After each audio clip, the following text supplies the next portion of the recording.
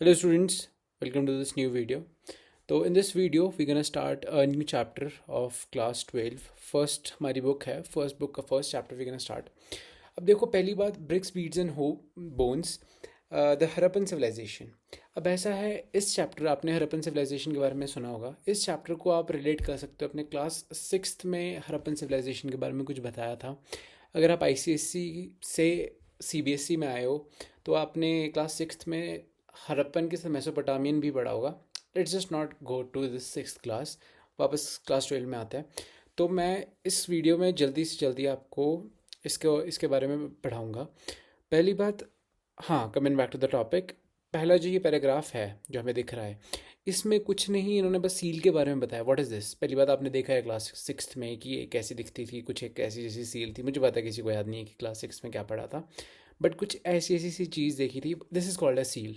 This is more of a stamp. अगर आपको समझ नहीं आ रहा है कि व्हाट इज़ द सील, ये क्यों होती थी, क्या काम, ये this kind of a stamp जिसे मार दिया जाता था किसी भी पैकेज पे जब भी कभी किसी को भेजते थे.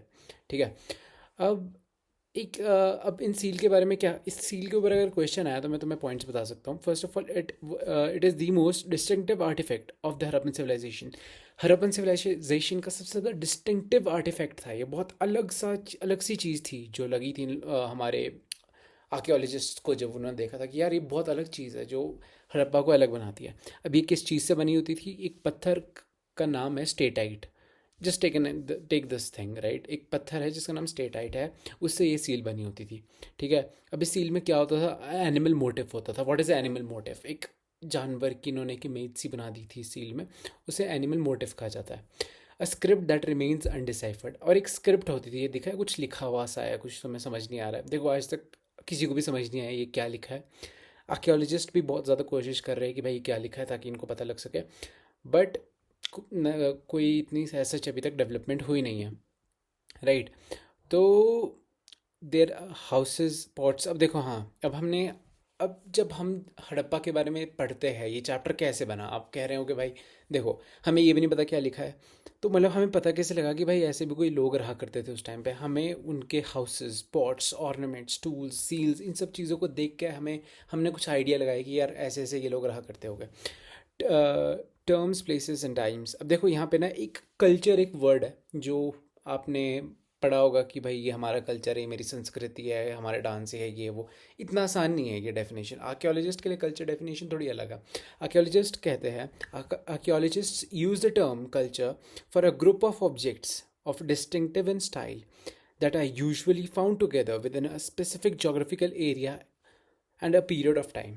कुछ मान लो एक ऐसा आर्टिफैक्ट या एक ऐसा, यू कैन से, एक ऐसा घड़ा जो एक स्पेसिफिक जगह में मिला है, और वो एक स्पेसिफिक टाइम पीरियड में मिला है, और एक स्पेसिफिक जोग्राफिकल एरिया में मिला है. समझ रहे हो? मतलब जस्ट एक एन एग्जांपल, जैसे हड़प्पन सील थी.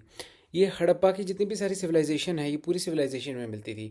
ये ऐसा नहीं था कि एक सील पता नहीं कहाँ मिल रही है, कहाँ मिल रही, नहीं. ये हर जगह एक टाइम पीरियड में, एक स्पेसिफिक टाइम पीरियड में ये सारी सील्स बहुत ज़्यादा मिली है. तो इट वॉज देयर कल्चर. ये उनका एक कल्चर था, ये हड़प्पन कल्चर था.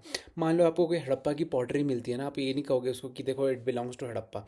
You will say this belongs to a Harappan culture, this is an Harappan culture pottery. Kind of एक टेक्निकल लैंग्वेज है, इसके ऊपर क्वेश्चन आ सकता है, सो जस्ट याद कर लो. ओके. अब बिगिनिंग, पहली बात ना, हड़प्पा कैसे, आप हड़प्पा को कैसे समझोगे? पहले तो मैं आपको बताता हूँ. हड़प्पा 3 पार्ट्स में डिवाइडेड है. First of all, early Harappa.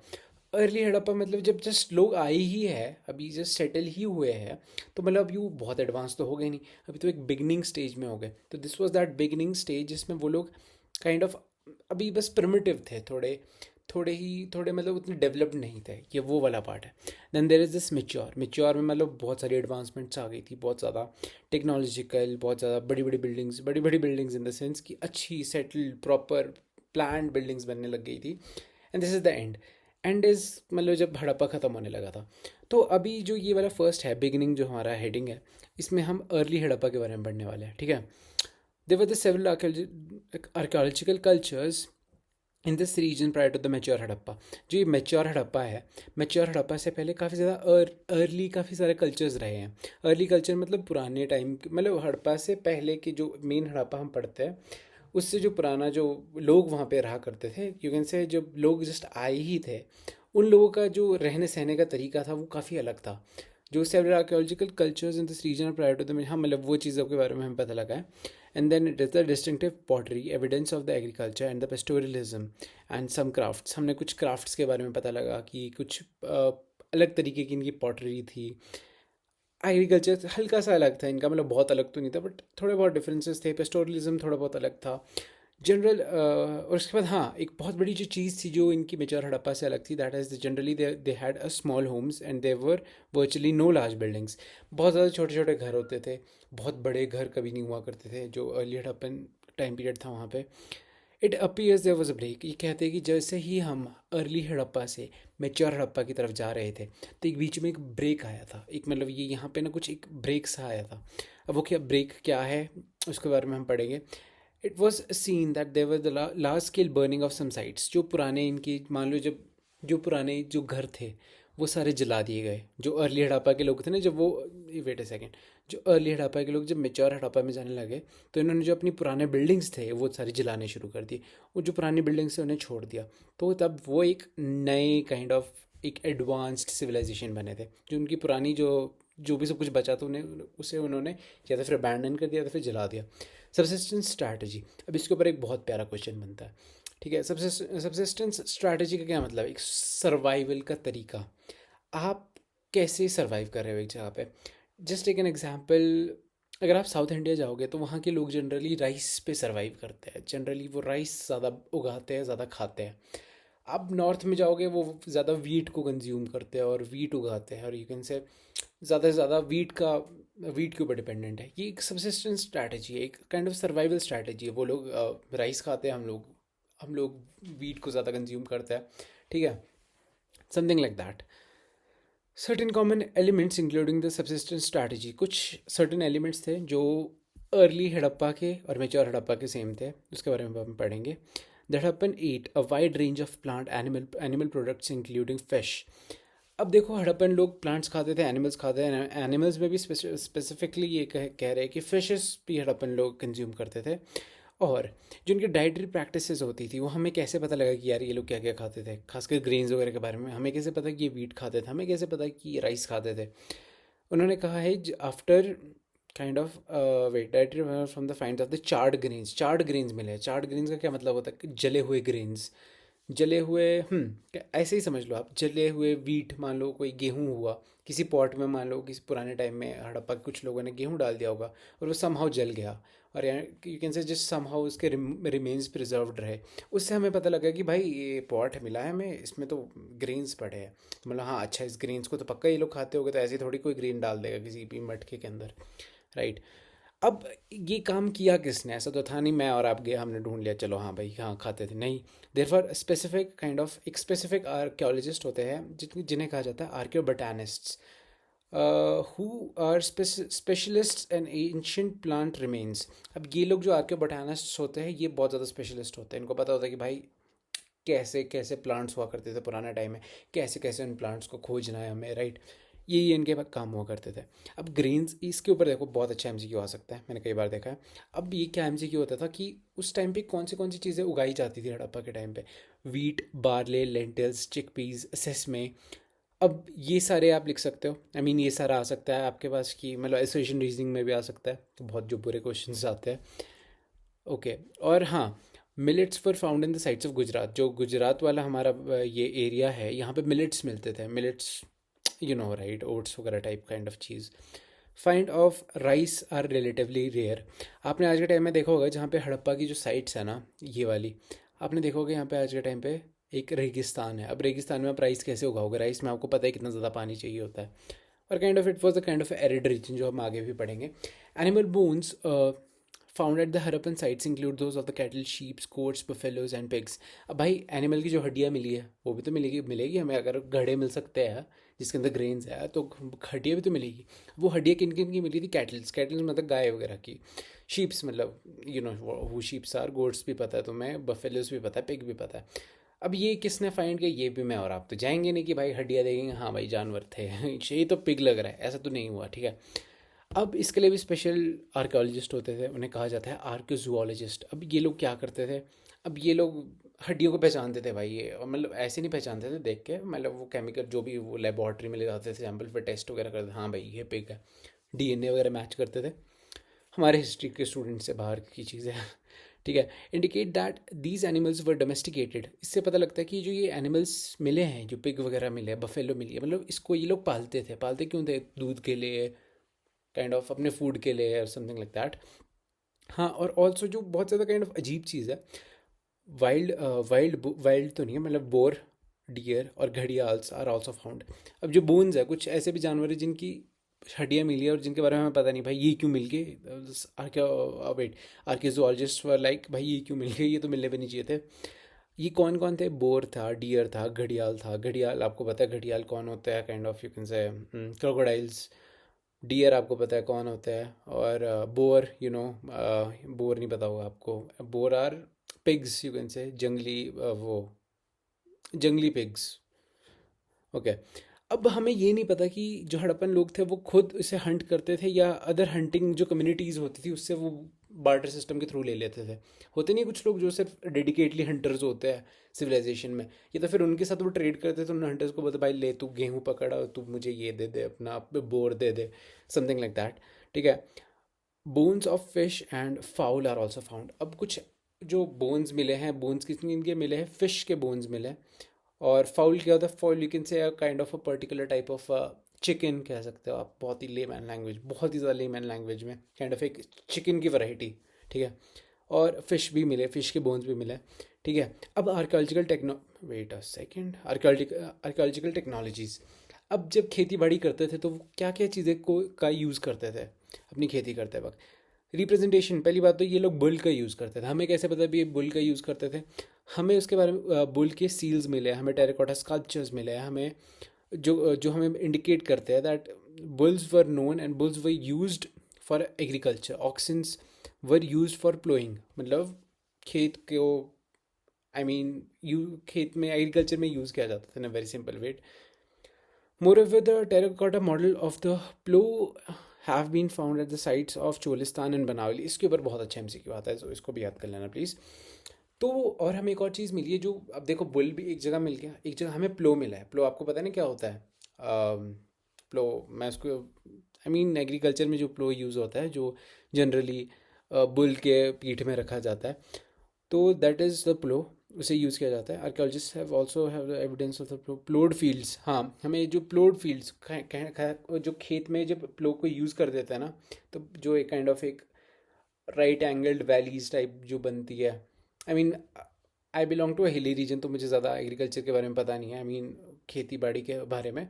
तो तो जनरली उसको यूज़ किया जाता है, जो काइंड ऑफ एक बनता था, जो भी मतलब प्लो करने के बाद जो एक काइंड ऑफ खेत बन जाता था जैसा, उसके भी हमें एविडेंसेस मिले। अब वो कैसे मिले? आर्कियोलॉजिस्ट्स ने फाइंड किया भाई, और उसकी फ़ोटोज़ भी तुम्हें अवेलेबल हो जाएगी in the internet, this is very easily. जो कालीबंगा वगैरह में इनको वो मिले थे प्लॉट फील्ड्स के एविडेंसेस।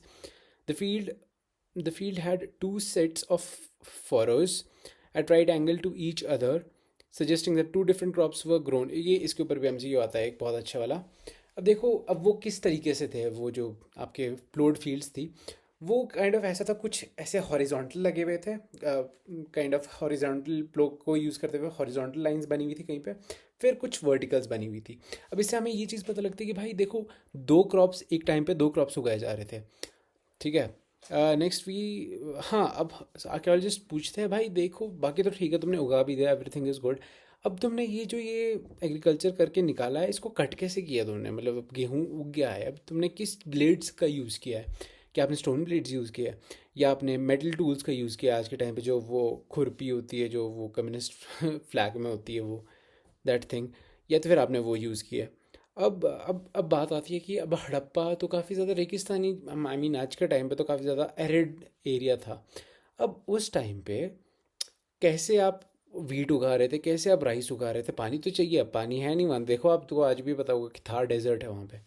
पर आप एक चीज़ देखोगे, वहाँ पे कैनाल्स बने थे। कैनाल्स क्या होता है आज के टाइम पे? आपने देखा होगा प्लेन्स में आर्टिफिशियली जब आप रिवर को कहीं ना कहीं ले जाते हो, I mean valley kind of एक नाला टाइप बना के, मीन मैं बहुत लेमैन लैंग्वेज में बोल रहा हूँ, but the real authentic name is canal. ठीक है, कैनाल बना के आप पानी का वो ला रहे थे। अब ट्रेसेस ऑफ कैनाल कहाँ कहाँ पे मिले? शोरतुगाई, दिस इज़ वेरी इंपॉर्टेंट। शोरतुगाई ये हमारे एमसीक्यू में आता है, मैप वर्क में भी आता है। शोरतुगाई इन अफगानिस्तान में हमें इस चीज़ के बारे में पता लगा, नॉट इन पंजाब। पंजाब और सिंध में ये चीज़ हमें नहीं मिली है। अब आर्कियोलॉजिस्ट कहते हैं इट इज़ पॉसिबल यार, सिंध में ऐसा भी तो हो सकता है कि the canals might have silt up. Silt up क्या होता है? अब भाई कैनाल्स है, कैनाल्स में रोज़ पानी आ रहा है, पानी के साथ वो साथ में अपनी मिट्टी मुट्टी भी लाते हैं साथ में। अब वो मिट्टी अभी इतनी ज़्यादा होगी होगी कि वो ब्लॉक हो गई होगी कैनाल। अब इतना टाइम बाद हमें पता ही नहीं होगा कि भाई यहाँ कहाँ ब्लॉक हुई थी, क्या रिवर थी, क्या कैनाल थी। तो काइंड ऑफ वो एविडेंस काइंड ऑफ इवेड हो चुके हैं in a very layman way. It is also likely that water drawn from the wells was used for irrigation. अब एक और चीज़ हमें पता है, जो जब हम पानी निकालते थे ना उन वेल, एक कुछ ऐसी वेल्स भी है जिससे हम पानी निकाल के उसे एग्रीकल्चर में यूज़ करते थे। For example Dholavira in Gujarat में have been used for the store of water for agriculture. अब इससे हमें एक चीज़ पता लगता है कि जो धोलावीरा में एक बहुत बड़ी, नहीं ये ना, धोलावीरा की पहली बात तो जो साइट है वो रिसेंटली डिस्कवर हुई है, मतलब बहुत ही रिसेंट में डिस्कवर हुई है। अब वो पहली बात तो धोलावीरा का जो टैंक है वो ऐसा दिखता है, इतना बड़ा देख पा रहे होगे आप, इस यहाँ स्टेयर्स भी है। अब इस पानी का क्या करते होगे? इस पानी को ये लोग एग्रीकल्चर के लिए यूज़ करते होगे, ये एक अजम्पशन है। देखो ये 100% नहीं पता ये इसी के लिए यूज़ करते थे, but there is this thing कि हाँ ये इसी के लिए यूज़ करते होगे। मोहनजोदारो अ प्लान्ड अर्बन सेंटर। अब हमने एग्रीकल्चर की बहुत बात कर ली, अब हम बात करेंगे सिटी एरिया, सिटी लाइफ की और सिटीज़ किस तरीके से बनी हुई थी उस टाइम पे। पहली बात तो Mohenjodaro is the most well known site. सबसे ज़्यादा जिस साइट के बारे में हम जानते हैं वो है मोहनजोदारो। और सबसे ज़्यादा ओल्डेस्ट साइट कौन सी, नहीं जो साइट जो सबसे पहले डिस्कवर हुई थी वो कौन सी थी? That was Harappa. हड़प्पा सबसे पहले फाइंड किया गया था, सेकेंडली उसके बाद जाके मोहनजोदारो का भी फाइंड किया गया था। ठीक है, settlement divide into two sections, one small but higher and other larger but lower. अब मैं आपको बताता हूँ, अब जो सिटाइडल है वो थोड़ी हाइट पे लोकेटेड था, पर बहुत छोटा सा था, ऐसा नहीं तो बहुत बड़ी बड़ी बहुत ज़्यादा फैला हुआ था, नहीं बहुत ज़्यादा छोटा था, बट हायर प्लेस पे था। फिर जो लोअर टाउन था वो जैसे नाम ही बता रहे, इट वॉज काइंड ऑफ एक लो था। सिटाइडल यहाँ था तो लोअर टाउन इधर था, पर जो लोअर टाउन था वो बहुत ज़्यादा बड़ा था। देखा नहीं है जैसे तुमने छोटा भीम में देखा होगा पुराने टाइम में, जो वो ढोलकपुर होता था वो बहुत ज़्यादा डाउन प्लेस पे होता था, वेरे जो राजा का महल है वो टॉप पे होता था। अब जस्ट एज्यूम दैट जो राजा का महल है वो हमारा सिटीडल है, और जो हमारा लोअर टाउन है वो हमारा वो ढोलकपुर वाला एरिया है, राइट। अब इसमें क्या होता था, स्मॉलर बट हायर, ये मैंने आपको एक्सप्लेन कर दिया। अब जो हमारा सिटाडेल है, जो हमारा राजा का जो पहाड़ था, citadel, wait design the citadel हाँ देखो वही बात है, जो सिटाडेल है it owes its height to the fact that buildings were constructed on a mud platform. अब देखो, अब आपको कैसे पता कि सिटाडेल इतने हाइट पे था? सिटाडेल ऐसा तो नहीं था कोई पहाड़ था, बट इन एक्चुअलिटी जब आप सिटाडेल की फोटोज देखोगे, wait do I have a photo of citadel? No I do not certainly. But आप अगर एक नहीं, चलो यहाँ से देख लो, आप सिटाडेल को अगर आप देख रहे होगे ना, आपको ऐसे नहीं लग रहा होगा कि ये कोई बहुत ऊंचा सा पहाड़ है। आपको लग रहा होगा भाई ऐसा तो है, काइंड ऑफ एक प्लेट्यू टाइप है, समझ रहे हो ना प्लेट्यू क्या चीज़ होती है? ये काइंड ऑफ एक प्लेट्यू टाइप है। अभी क्यों है, कैसे ये इतनी हाइट पे आई भाई? ये है मड ब्रिक से आर्टिफिशियली थोड़ा इसको ऊंचा बनाया गया था। अब जस्ट इमेजिन कि भाई अगर कोई एक काइंड ऑफ एक छोटे से काइंड ऑफ एरिया को इतना ज़्यादा अपलिफ्ट कर रहा है तो कितनी ज़्यादा लेबर को मोबिलाइज करना पड़ा होगा। ये हम आगे पढ़ेंगे, labour mobilization. It was walled. अब दूसरी चीज़ की जो ये सिटाडेल था ये वॉल किया गया था, प्रॉपर वॉल बनाई गई थी for some sort of protection. It could be from the kind of floods और समथिंग लाइक दैट, बट एक प्रॉपर वॉल थी यहाँ पे। वी डोंट नो कि वो क्यों थी wall, but we know that there was a wall. The lower town was also walled. जो हमारा जो लोअर टाउन था इसके चारों तरफ भी एक वॉल बनाई गई थी, ठीक है, इट वॉज ऑल्सो वॉल्ड। हाँ, और जो जो बिल्डिंग्स होती थी, जो भी सारी लोअर टाउन्स की बिल्डिंग बनी है, ये एक प्रॉपर प्लेटफॉर्म पे बनी है। It was made on a built on a proper platform. और इस जो प्लेटफॉर्म में एक फाउंडेशन देते थे जितनी भी सारी बिल्डिंग के स्ट्रक्चर्स हैं उनको, ठीक है। अब ये आपने प्लेटफॉर्म बना रहे हो, आप सिटाडेल को इतना ऊंचा बना रहे हो, तो भाई लेबर भी तो लगी होगी। अब labour, I mean just take an example, कितनी ज़्यादा लेबर लगी होगी। अब इतनी सारी लेबर के लिए ना mobilization of labour was very at a on a very large scale. इसका ये पता लगता है हमें इस चीज़ से कि लेबर को बहुत ज़्यादा यूज़ किया जाता था और इतने इतने एफिशिएंटली यूज़ किया जाता था during that time. All building all building activities with the city was restricted to a fixed area on a platform. अब देखो आपने ना एक प्रॉपर प्लेटफॉर्म दे दिया, अब कोई एक बंदा अगर घर बना रहा है उस प्लेटफॉर्म पे, तो वो उसी प्लेटफॉर्म में घर बनाएगा। ऐसा तो नहीं बनाएगा कि वो साइड में एक्सटेंड कर लेगा, थोड़ा अपना पिलर उधर लगा देगा, थोड़ा उधर लगा देगा और फैलता रहेगा। नहीं, अब आपने प्लेटफॉर्म दे दिया तो वो बंदे को, he is restricted to only built on that particular platform. अब वो अरे परे नहीं जा सकता है, वो एक रिस्ट्रिक्टेड है। उसे पता है कि भाई अब इतनी ज़मीन है, इतना ही प्लॉट बन गया हमारा, और इतने ही प्लॉट में मैंने प्लेटफॉर्म बना दिया, अब इतने में बिल्डिंग बनेगी मेरी। ठीक है। So it seemed that the settlement was the first planned and then implemented. This is very important line. This seems that it seems that a settlement was first planned and then implemented. इस चीज़ से हमें ना ये चीज़ पता लगती है कि यार सिटी ना ऐसे ही नहीं लोग आ गए और घर बनाने उन्होंने शुरू कर दिए। इट वॉज समथिंग लाइक पहले लोगों ने प्लान किया उस सिटी को कि भाई यहाँ रोड होगा, यहाँ घर होगा, यहाँ पे दूसरा घर होगा, यहाँ पे एक प्लॉट होगा, दूसरा प्लॉट, तीसरा प्लॉट, चौथा प्लॉट, जैसे काइंड ऑफ चंडीगढ़ है आज के टाइम पे, राइट। इतना सब कुछ पहले प्लान किया गया होगा, उसके बाद जाके कहा गया होगा कि हाँ भाई अब तुम घर बनाओ, ये तुम्हारा एरिया है, ये तुम्हारा प्लेटफॉर्म है, and everything like that. Streets भी आगे हम पढ़ने वाले। हाँ, अब सबसे इंपॉर्टेंट चीज़ जो हड़प्पा के बारे में आती है, ब्रिक्स।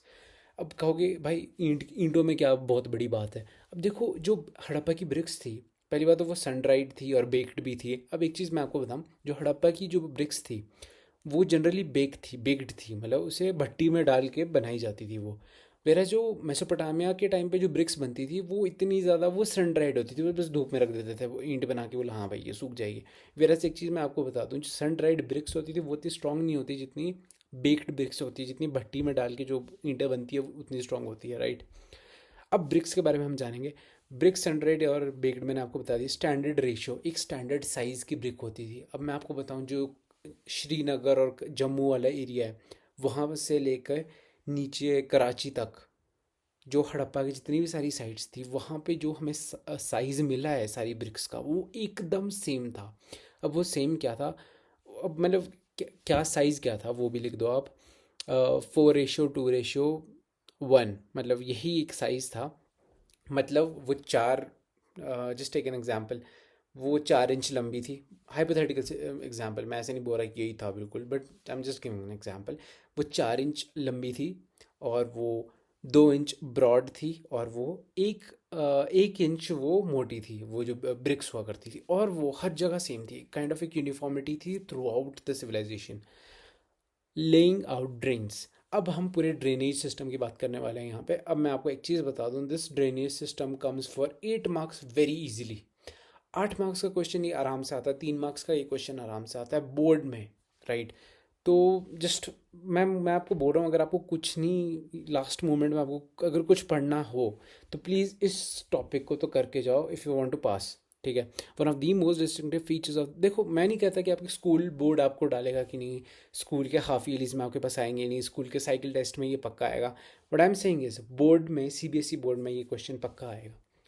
मार्क माई वर्ड्स, ये हमेशा ही आता है ये क्वेश्चन, और मैं कह रहा हूँ कि अगली बार भी आएगा। आई मीन अगली बार तो ओपन बुक टेस्ट आप लोगों का। One of the most distinctive features of the Harappan cities was the careful planning of the drainage system. अब भाई सबसे ज़्यादा जब भी कभी हम हड़प्पा के बारे में सुनते तो ड्रेनेज सिस्टम को कभी हम भूल नहीं सकते। अब ड्रेनेज सिस्टम इनका इतना ज़्यादा अच्छा था कि अब क्या बताए। अब केयरफुल प्लान ड्रेनेज सिस्टम के बारे में हम पढ़ेंगे। ओके, सबसे पहले क्या होता था, सबसे पहले one thing that you will notice is roads and streets were laid out along an approximate grid pattern. एक ग्रिड पैटर्न क्या होता है, आपने चंडीगढ़ देखा है कभी? आपने कभी वो देखा है क्लास 10th में आप मैप बनाते होगे, मैप में कैसे ग्रिड्स होते हैं, कैसे वो बॉक्सेस बने होते हैं ग्रीन कलर के, ऐसे ऐसे करके प्रॉपर। और अगर आपने चंडीगढ़ देखी होगी, चंडीगढ़ भी कुछ इसी तरीके से मैप्ड है, वो प्रॉपर ऐसे ऐसे प्रॉपर सिटीज सेक्टर्स कुछ इतने प्लान्ड वे में डिवाइडेड है।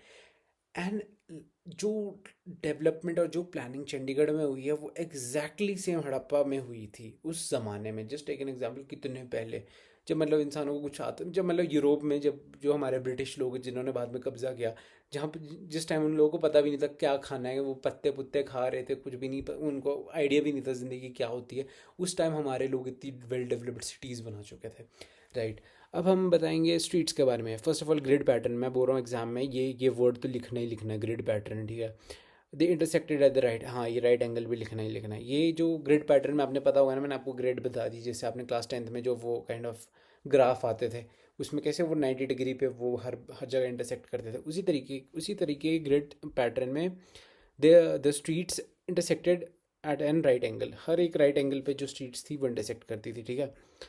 Okay, streets and drains were laid out first and the house was build along them.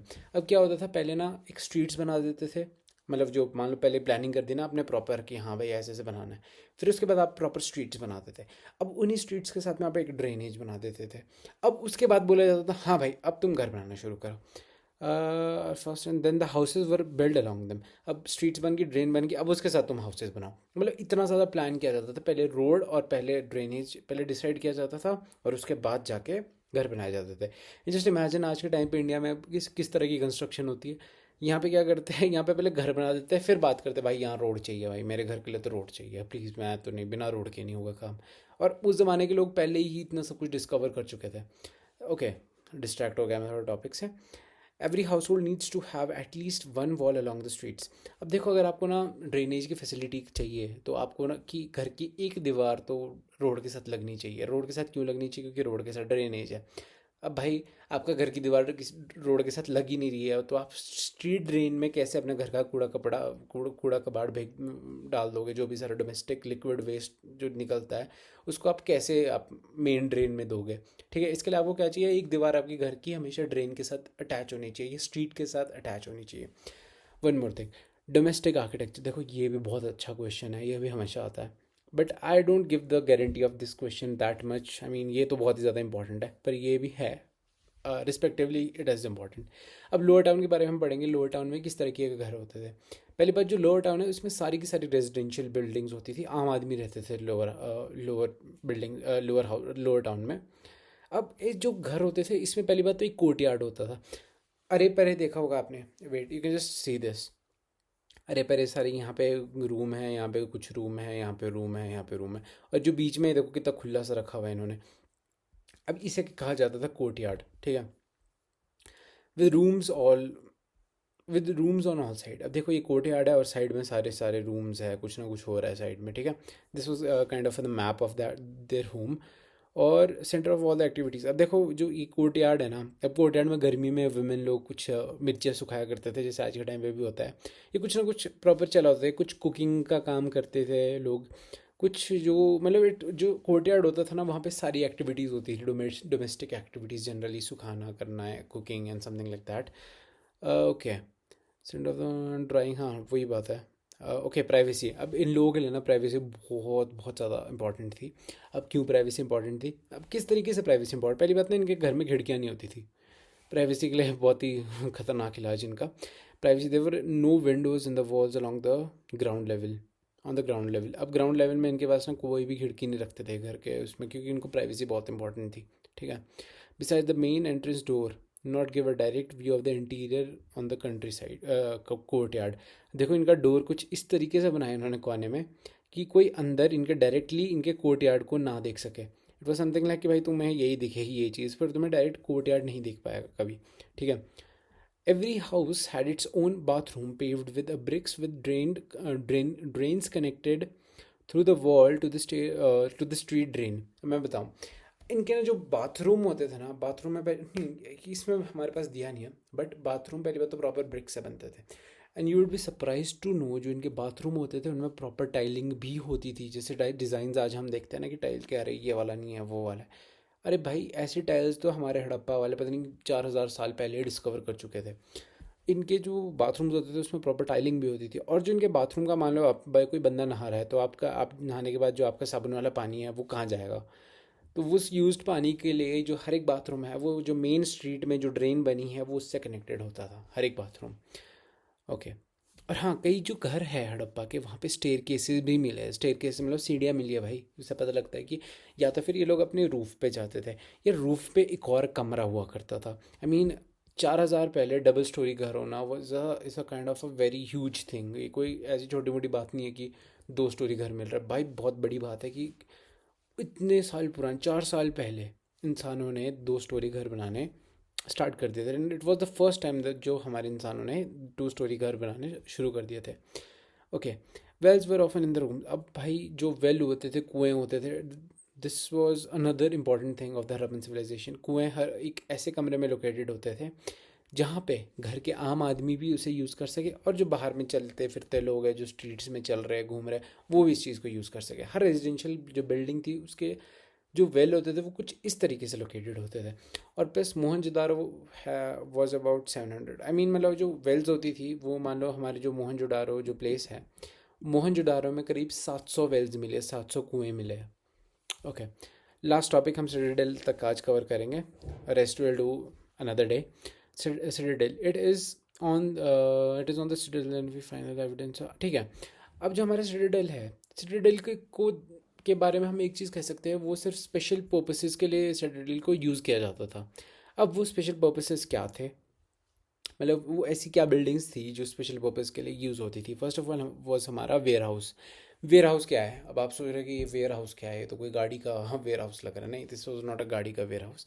It was kind of you can say a बहुत बड़ा स्टोरेज, अ बहुत बड़ी ग्रेनरी। ग्रेनरी क्या होती है, जहाँ पे आप गेहूँ को स्टोर करके रखते हो, ठीक है। A massive structure of which the lower bricks portion remain. अब आपके पास ना उस जो आपका वेयर हाउस है उसके सिर्फ आपको जो थोड़ा बहुत ब्रिक स्ट्रक्चर है वही आपके पास आज के टाइम पे प्रेजेंट है। और कहा जाता है कि जो वो वेयर हाउस था वो बाकी उसमें वुडन प्रॉपर पिलर्स थे, प्रॉपर छत लगी थी लकड़ी की।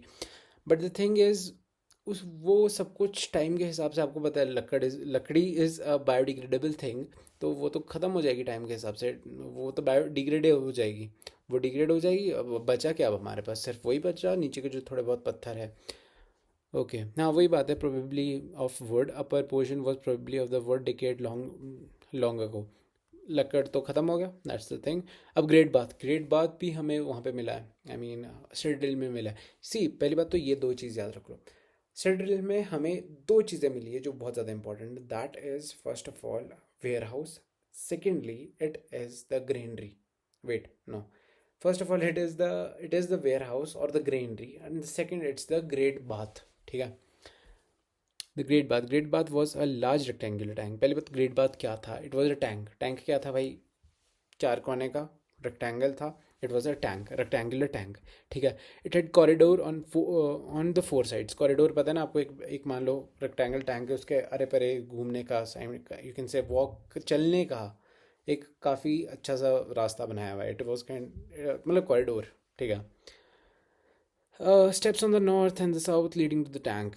अब देखो ये बहुत ज़्यादा आपको एक चीज़ आपको यहाँ पे दिख रही होगी, ठीक है। ये ना स्टेप्स है, स्टेप्स क्या है, सीढ़ियाँ हैं। सीढ़ियाँ नॉर्थ साइड, नॉर्थ से सीढ़ियाँ हैं जो टैंक की तरफ जा सके, साउथ से सीढ़ियाँ हैं जो टैंक की तरफ जा सके, ठीक है। और यहीं पे आपको एक काइंड ऑफ एक कॉरिडोर भी दिख जाएगा, काइंड ऑफ ये ब्लैक ब्लैक सा आप मान इमेजिन कर लो कि ये कॉरिडोर है, ठीक है। और इसके बाद हम पढ़ेंगे okay, steps on the north and, ये मैंने आपको बता दिया, which was made water tight. अब जो ये सीढ़ियाँ थी, excuse me for this, okay. अब जो ये सीढ़ियाँ थी जो यहाँ पे बनी है, ये प्रॉपर वाटर टाइट बनाई गई थी, मतलब कि पानी अरे परे ना जा सके ईंटों के बीच से। कैसे, अब आप मतलब काइंड ऑफ सीमेंटिंग टाइप की हुई थी। अब वो आप कैसे करोगे, अब वो उस टाइम पे यूज़ होता था, first of all it was they used mortar. Mortar को यूज़ किया जाता था, जिप्सम को भी यूज़ किया जाता था, काइंड ऑफ यू कैन से ये कुछ ऐसी चीज़ थी जो यूज़ की जाती थी चीज़ों को सील करने के लिए और वाटर टाइट करने के लिए।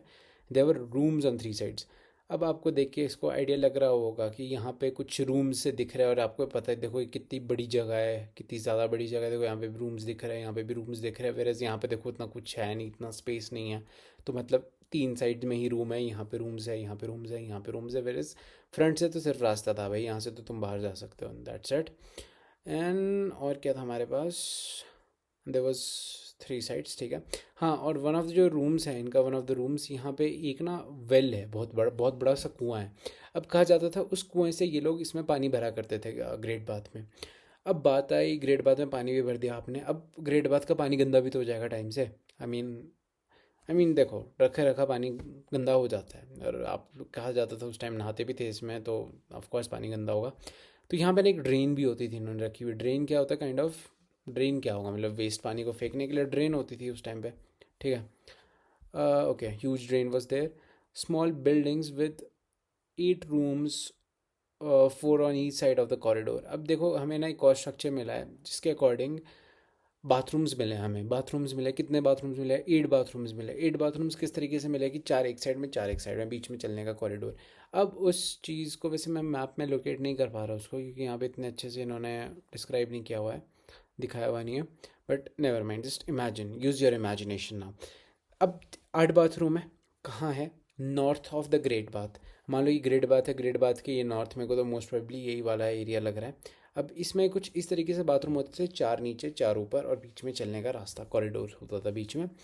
अब एट द एंड ये सारा स्ट्रक्चर्स, जो हमारा ये जो ग्रेट बाथ का जो हमारा स्ट्रक्चर है, अब इसका क्या यूज़ होगा? अब हमारे आर्कियोलॉजिस्ट ने बस इसे एज्यूम किया। देखो हमें ना 100% कुछ नहीं पता अभी हड़प्पन सिविलाइजेशन, मतलब थोड़ी बहुत चीज़ें पता है 100%, बट जो यूजेस है, जैसे मान लो ग्रेट बाथ का यूज़ है, हमें आज भी नहीं पता कि किस लिए यूज़ हुआ करता होगा। हम लोग इसे कहते हैं, जस्ट हम एज्यूम करते हैं कि फॉर अ स्पेशल रिचुअल बात, कोई एक स्पेशल रिचुअल हुआ करता होगा, उसके लिए हम इस चीज़ को यूज़ करते थे। Now that's it for this video. और if you want the next part, of course मैं डालने वाला हूँ in very short period of time. We will cover this entire chapter as soon as possible. Thank you guys for watching the video. Thank you guys. Bye bye.